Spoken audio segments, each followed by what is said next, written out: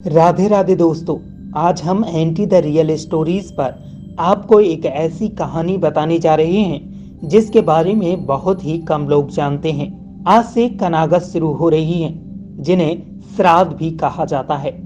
इन दिनों कौवे को खाना खिलाया जाता है, लेकिन सिर्फ इन्हीं दिनों में कौवे को खाना क्यों खिलाया जाता है?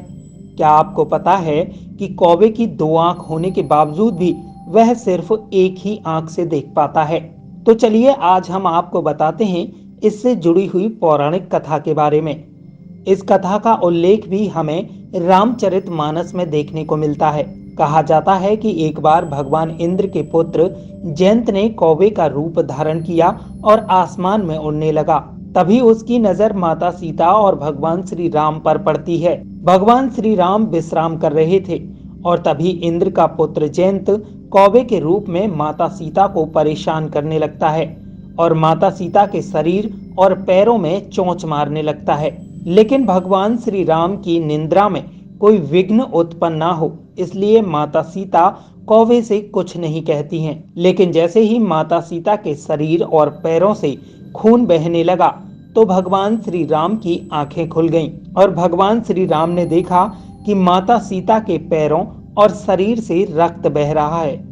तभी भगवान श्री राम ने माता सीता से पूछा कि इतना बड़ा दुस्साहस किसने किया है, और भगवान श्री राम की नजर उस कौवे पर पड़ती है तो भगवान श्री राम क्रोधित हो जाते हैं और फिर भगवान श्री राम एक लकड़ी को तीर बनाकर उस कौवे पर छोड़ देते हैं और फिर वह कौवा वहां से उड़कर भगवान इंद्रदेव के पास पहुंचता है। लेकिन भगवान इंद्रदेव उसे कहते हैं कि तुमने माता सीता को परेशान करने की बहुत बड़ी भूल की है।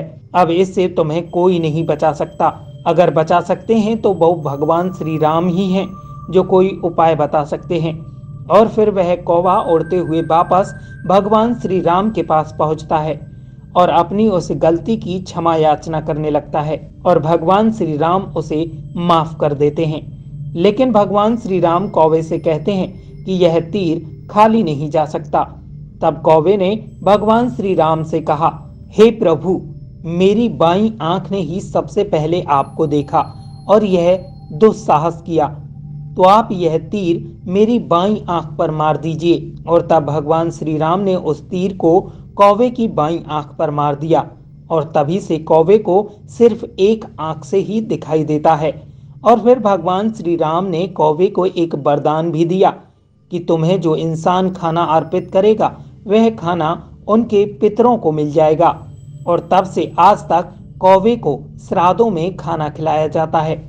आपको हमारी यह स्टोरी पसंद आई हो तो लाइक, कमेंट और शेयर करना ना भूलें।